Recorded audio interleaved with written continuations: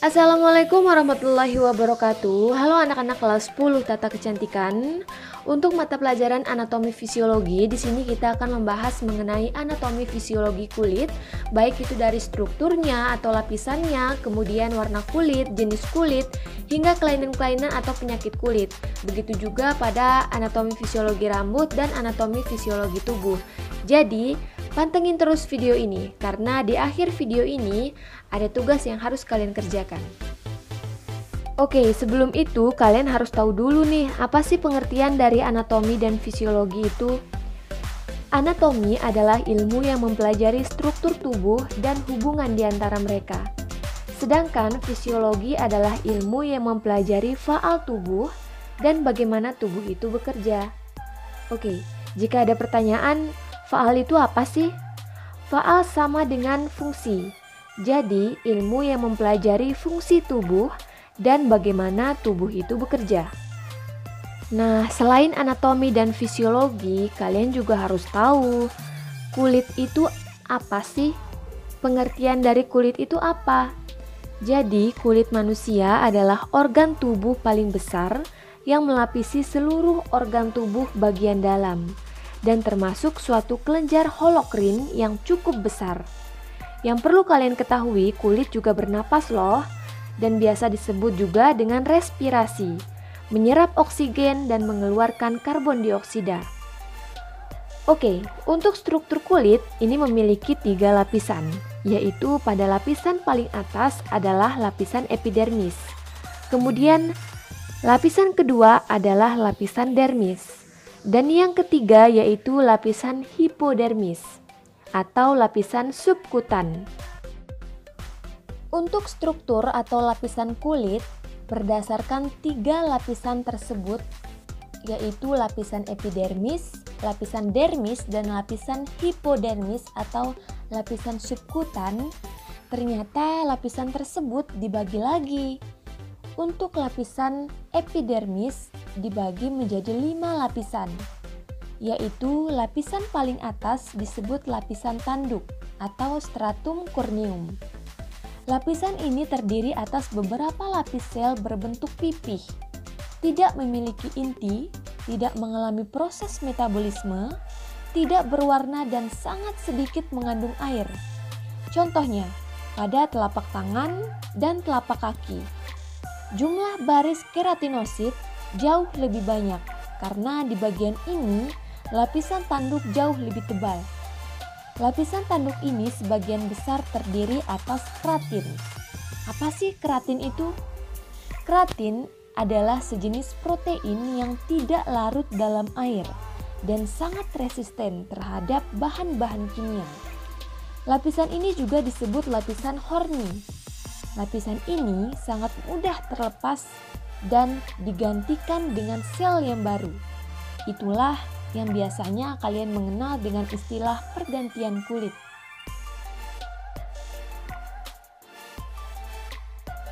Kemudian lapisan epidermis yang kedua yaitu lapisan bening atau stratum lucidum, disebut juga lapisan barier. Terletak tepat di bawah lapisan tanduk dan merupakan penyambung antara lapisan tanduk dengan lapisan berbutir. Kemudian lapisan epidermis yang ketiga yaitu lapisan berbutir atau stratum granulosum. Lapisan yang setiap selnya mengandung granula. Granula jenis keratohyalin yang mempengaruhi proses pembentukan keratin pada lapisan epidermis. Apa sih granula itu? Granula adalah partikel-partikel kecil. Kemudian lapisan epidermis yang keempat ada lapisan bertaju atau stratum spinosum atau disebut juga lapisan Malpighi yang terdiri atas sel-sel yang saling berhubungan dengan perantara jembatan-jembatan protoplasma berbentuk kubus. Setiap sel berisi filamen-filamen kecil yang terdiri dari serabut protein. Kemudian lapisan epidermis yang kelima yang paling dalam adalah lapisan benih atau stratum basale. Merupakan lapisan pembuat pigmen melanin kulit atau warna kulit. Setelah lapisan epidermis, kemudian ada lapisan dermis atau kulit jangat. Lapisan ini terdiri dari kelenjar keringat dan kelenjar palit. Kulit jangat atau dermis menjadi tempat ujung syaraf perasa, tempat keberadaan kandung rambut, kelenjar keringat, kelenjar palit atau kelenjar minyak, pembuluh-pembuluh darah dan getah bening, dan otot penegak rambut atau musculus arrector pili. Untuk kelenjar keringat, yaitu saluran semacam pipa yang bermuara pada permukaan kulit membentuk pori-pori keringat. Semua bagian tubuh dilengkapi dengan kelenjar keringat yang lebih banyak terdapat di permukaan telapak tangan, telapak kaki, kening, dan di bawah ketiak. Kelenjar keringat mengatur suhu badan dan membantu membuang sisa-sisa pencernaan dari tubuh.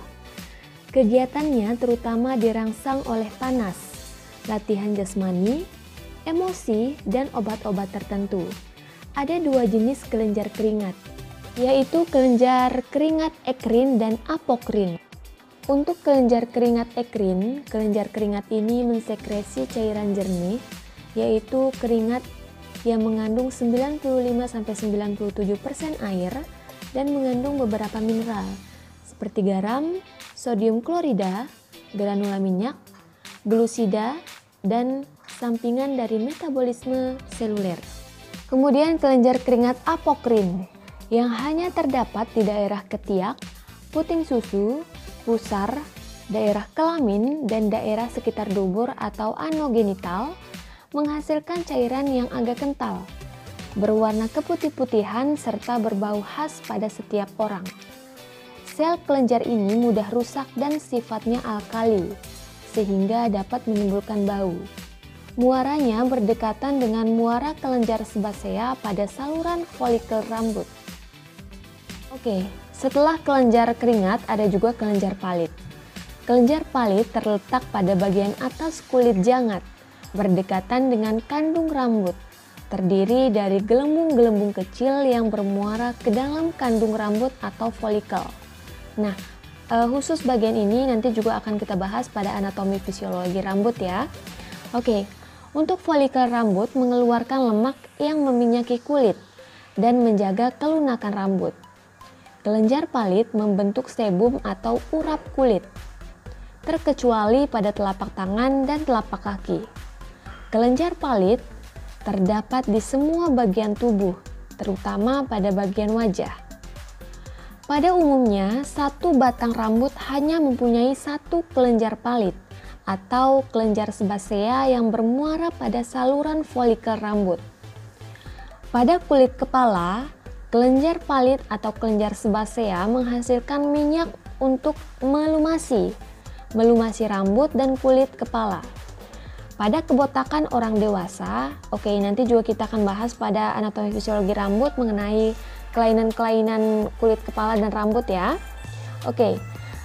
Pada kebotakan orang dewasa ditemukan bahwa kelenjar keringat atau kelenjar sebasea membesar, sedangkan folikel rambut mengecil. Pada kulit badan termasuk pada bagian wajah, jika produksi minyak dari kelenjar palit atau kelenjar sebasea berlebihan, maka kulit akan lebih berminyak sehingga memudahkan timbulnya jerawat. Kemudian lapisan ketiga kulit yaitu hipodermis atau lapisan subkutan.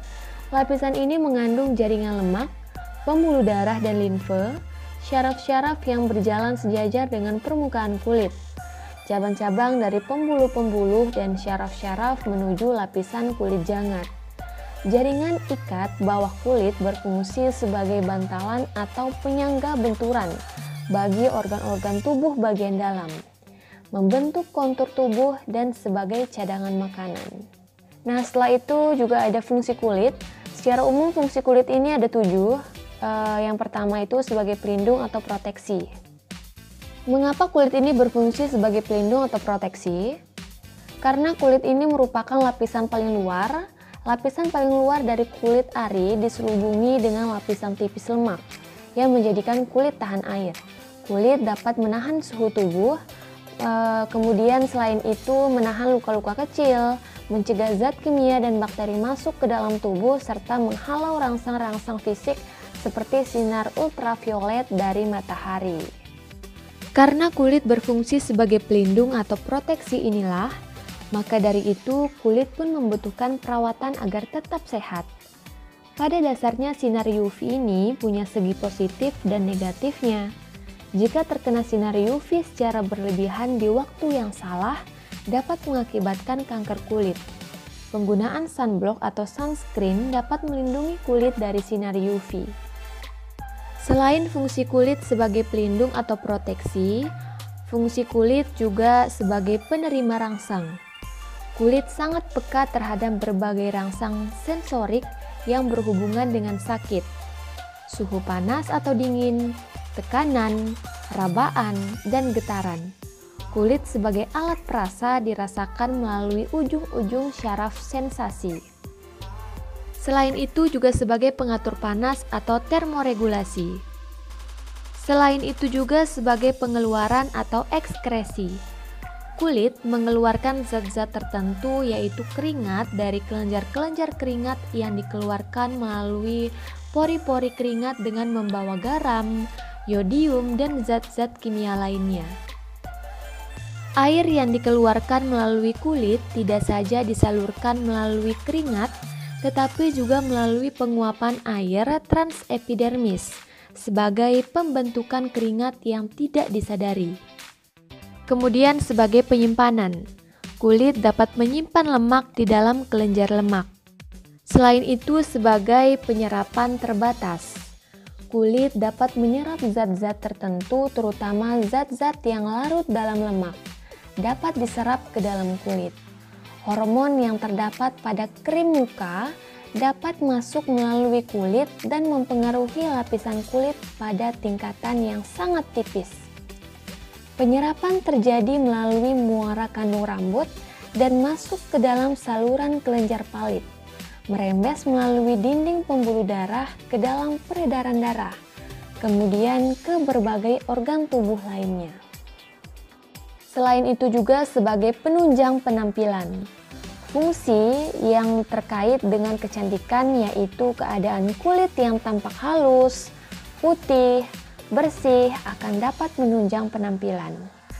Oleh karena itu, kulit harus tetap dijaga dengan melakukan berbagai perawatan. Contohnya seperti perawatan spa atau body massage mungkin, kemudian perawatan wajah atau facial dan lain sebagainya. Kemudian warna kulit. Dari semua bahan-bahan pembangun warna kulit, yang paling menentukan warna kulit adalah pigmen melanin. Banyaknya pigmen melanin di dalam kulit ditentukan oleh faktor-faktor ras, individu, dan lingkungan. Melanin dibuat dari tirosin sejenis asam amino dan dengan oksidasi tirosin diubah menjadi butir-butir melanin yang berwarna coklat. Serta untuk proses ini perlu adanya enzim tirosinase dan oksigen. Oksidasi tirosin menjadi melanin berlangsung lebih lancar pada suhu yang lebih tinggi atau di bawah sinar ultraviolet. Jumlah, tipe, ukuran dan distribusi pigmen melanin ini akan menentukan variasi warna kulit berbagai golongan ras atau bangsa di dunia. Proses pembentukan pigmen melanin kulit terjadi pada butir-butir melanosom yang dihasilkan oleh sel-sel melanosit yang terdapat di antara sel-sel basal keratinosit di dalam lapisan benih. Yang perlu kalian ketahui bahwa melanin adalah pigmen yang secara alami memberi warna pada bola mata, rambut, dan kulit manusia. Orang yang berkulit gelap memiliki kadar melanin yang lebih tinggi dibandingkan yang berkulit terang. Melanin sendiri sebenarnya adalah pelindung kulit dari kerusakan akibat sinar matahari. Selain warna kulit, juga ada jenis-jenis kulit. Yang pertama ada jenis kulit normal. Kulit normal cenderung mudah dirawat. Kelenjar minyak pada kulit normal biasanya tidak bandel, karena minyak atau sebum yang dikeluarkan seimbang, tidak berlebihan dan tidak kekurangan. Ciri-ciri dari kulit normal ini kulitnya lembut, lembab, segar, bercahaya, halus, tanpa jerawat, kemudian elastis, serta tidak terlihat minyak yang berlebihan. Kemudian ada jenis kulit berminyak. Kulit berminyak banyak dialami oleh wanita di daerah tropis. Karena pengaruh hormonal, kulit berminyak biasanya dijumpai pada remaja usia sekitar 20 tahunan. Meski banyak juga sih yang mengalaminya pada usia 30-40 tahun. Penyebab kulit berminyak ini sendiri karena kelenjar minyak sangat produktif, sehingga tidak mampu mengontrol jumlah minyak atau sebum yang harus dikeluarkan. Kelenjar minyak pada kulit berminyak yang biasanya terletak di lapisan dermis mudah terpicu untuk bekerja lebih aktif. Pemicunya dapat berupa faktor internal dan faktor eksternal. Untuk faktor internalnya ada faktor genetik dan faktor hormonal. Untuk faktor genetik, anak dari orang tua yang memiliki jenis kulit berminyak cenderung akan memiliki kulit berminyak juga. Kemudian untuk faktor hormonal, wanita yang mengalami menstruasi atau hamil akan lebih sering berkeringat. Selain itu, stres dan banyak gerak juga dapat menjadi pemicu keringat berlebihan. Untuk faktor eksternalnya atau faktor dari luar itu bisa disebabkan oleh udara panas atau lembab, kemudian makanan pedas dan berlemak, dan juga makan makanan yang berbumbu dan menyengat dan lain sebagainya. Selain kulit berminyak juga ada kulit kering. Kulit kering memiliki karakteristik yang cukup merepotkan bagi pemiliknya. Kenapa dibilang kayak gitu? Karena pada umumnya kulit kering menimbulkan efek yang tidak segar pada kulit, dan kulit pun cenderung terlihat berkeriput. Kulit kering memiliki kadar minyak atau sebum yang sangat rendah dan cenderung sensitif, sehingga terlihat kerut-kerutan karena kulit tidak mampu mempertahankan kelembabannya. Ciri-ciri dari kulit kering ini, kulit terasa kaku seperti tertarik setelah mencuci muka dan akan mereda setelah dilapisi dengan krim pelembab. Berbagai faktor yang menjadi penyebab kulit kering juga karena faktor genetik. Faktor genetik merupakan kondisi bawaan seseorang termasuk kondisi kulit wajah yang kering. Kemudian kondisi struktur kulit. Kondisi kelenjar minyak yang tidak mampu memberi cukup lubrikasi untuk kulit menimbulkan dehidrasi pada kulit. Kemudian pola makan. Pola makan yang buruk, kekurangan nutrisi tertentu seperti vitamin A dan vitamin B merupakan salah satu pemicu kulit menjadi kering. Selain itu juga karena faktor lingkungan. Pengaruh lingkungan seperti terpapar sinar matahari, angin, udara dingin, radikal bebas, atau paparan sabun yang berlebihan saat mandi atau mencuci muka pun akan sangat berpengaruh pada pembentukan kulit kering.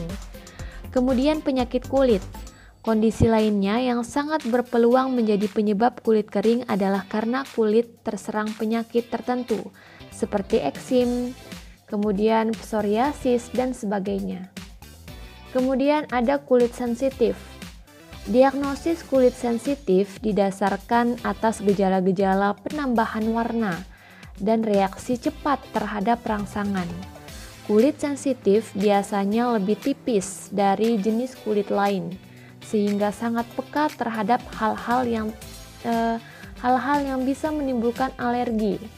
Pembuluh darah kapiler dan ujung syaraf pada kulit sensitif terletak sangat dekat dengan permukaan kulit. Jika terkena alergi, reaksinya pun sangat cepat.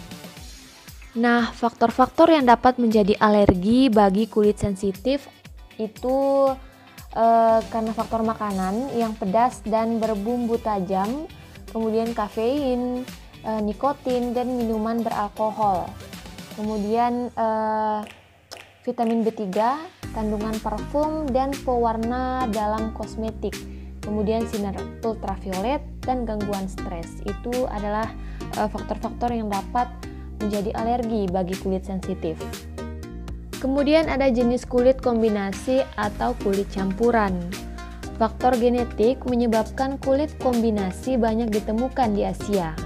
Pada kondisi tertentu kadang dijumpai kulit sensitif berminyak. Kulit kombinasi terjadi jika kadar minyak di wajah tidak merata. Pada bagian tertentu kelenjar keringat sangat aktif, sedangkan daerah lain tidak. Karena itu, perawatan kulit kombinasi memerlukan perhatian khusus. Area kulit berminyak dirawat dengan perawatan untuk kulit berminyak. Dan di area kulit lain atau misalkan kulit yang kering atau normal, dirawat sesuai dengan jenis kulit tersebut. Jadi kulit kombinasi atau kulit campuran memiliki ciri-ciri diantaranya kulit di daerah T, yaitu dahi, hidung, dan dagu itu berminyak. Sedangkan di daerah lain tergolong normal atau justru kering, atau juga sebaliknya. Di samping itu, struktur kulit sesuai jenisnya, yakni di area kulit berminyak akan terjadi penebalan, dan di area normal atau kering akan lebih tipis. Oke, kita mengarah ke kelainan-kelainan kulit. Kelainan kulit yang sering dialami kaum wanita biasanya meliputi kelainan-kelainan pada kelenjar palit, seperti jerawat atau akne dan komedo, kelainan karena tumbuhan pada kulit, kelainan karena gangguan pigmentasi, kelainan karena infeksi jamur, penuaan dini, serta kelainan karena alergi. Oke, yang pertama kita membahas mengenai kelainan pada kelenjar palit, yaitu jerawat atau akne. Jadi jerawat ini merupakan suatu penyakit radang yang mengenai susunan pilus baseus, yaitu kelenjar palit dengan folikel rambutnya. Jerawat sangat umum terdapat pada anak-anak masa pubertas dan dianggap fisiologis oleh karena perubahan hormonal. Jerawat timbul di daerah hidung, pipi, dahi, dan dagu, serta di dada dan punggung. Untuk gejala timbulnya jerawat ini ada peningkatan produksi sebum, kemudian munculnya kondisi abnormal karena bakteri atau jamur seringkali menimbulkan rasa sakit. Kemudian terjadi penebalan jaringan terkadang menjadi benjolan kecil. Kemudian peningkatan hormon estrogen. Untuk jenis-jenis jerawat